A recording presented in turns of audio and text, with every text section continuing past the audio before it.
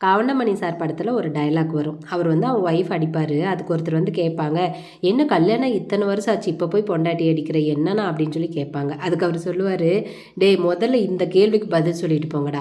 கல்யாணம் ஆன புதுசில் பொண்டாட்டி அடித்தா என்ன புது பொண்டாட்டி அடிக்கிறேன்னு கேட்குறீங்க. சரி ஒரு வருஷம் கழிச்சு அடித்தா என்ன புள்ளத்தாச்சியாக இருக்கிற இப்போ போய் அவளை அடிக்கிறேன்னு கேட்குறீங்க. சரி குழந்தையெல்லாம் பிறந்ததுக்கப்புறம் அடித்தா பச்சை உடம்புக்காரி போட்டு அடிக்கிறேன்னு கேட்குறீங்க. சரி எல்லாம் முடிஞ்சு ஒரு 10 வருஷம் கழிச்சு அடித்தா என்ன இத்தனை வருஷம் ஆச்சு இப்போ போய் பொண்டாட்டி அடிக்கிறேன்னு கேட்குறீங்க. அப்போ எப்போ தாண்டா அடிக்கிறது, இதுக்கு ஒரு முடிவு சொல்லிட்டு போங்கடா அப்படின்னு சொல்லி ஒரு காமெடி வரும். இது காமெடி தான், இல்லைன்னு சொல்லலை.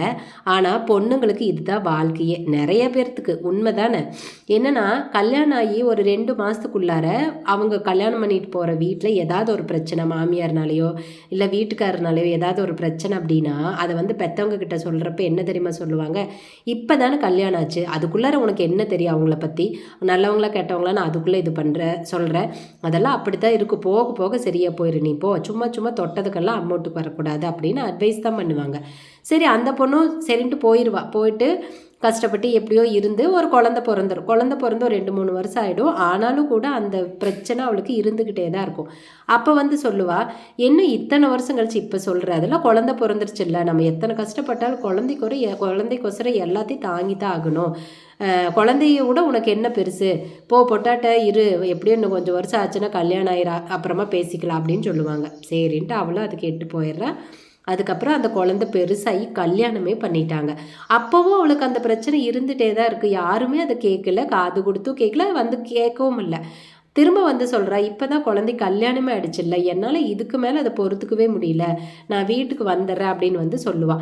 அப்போவும் சொல்லுவாங்க, இத்தனை வருஷம் ஆகிப்போச்சு, கிட்டத்தட்ட பாதி வருஷம் வந்துருச்சு, இதுக்கு மேலே உனக்கு என்ன அப்படி கோவம், இன்னும் கொஞ்சம் வருஷம் இருந்தால் வாழ்க்கையே அவ்வளோதான் முடிஞ்சு போகுது, இப்போ வர அதுவும் பிள்ளைங்களெல்லாம் கல்யாணம் பண்ணி கொடுத்ததுக்கப்புறம் நீ வந்து இங்கே வந்தா அந்த பிள்ளைங்க வாழ்க்கை என்ன ஆகுறதா, போன வீட்டில் அந்த பிள்ளைகளை என்ன சொல்லுவாங்க, அதெல்லாம் யோசிக்க மாட்டேன், உன்னோட சுயநலம் தான் பெருசு அப்படின்னு கேட்பாங்க. அப்போ எப்போ தான் அவள் வந்து வீட்டில் பிரச்சனைகளை சொல்லுவாள், நீங்கள் எப்போ தான் அதை காது கொடுத்து கேட்பீங்க. நிறைய பெற்றோர்கள் இதை செய்யறதே கிடையாது. அவங்கள பொறுத்த வரைக்கும் பொம்பளை பிள்ளை பிறந்துச்சா எப்படியாவது கல்யாணம் பண்ணி கொடுத்துட்டு அவள் கடை முடிஞ்சா, அதுக்கு மேலே அவள் என்ன பண்ண என்ன, அப்படி தான் நிஜமாலுமே யோசிக்கிறீங்க. ஆனால் அவள் கல்யாணத்துக்கு அப்புறமும் உங்களுக்கு கடமை இருக்குது அவளை பார்த்துக்கிறது அப்படிங்கிறத நிறைய பேர் புரிஞ்சுக்கிறதே இல்லை.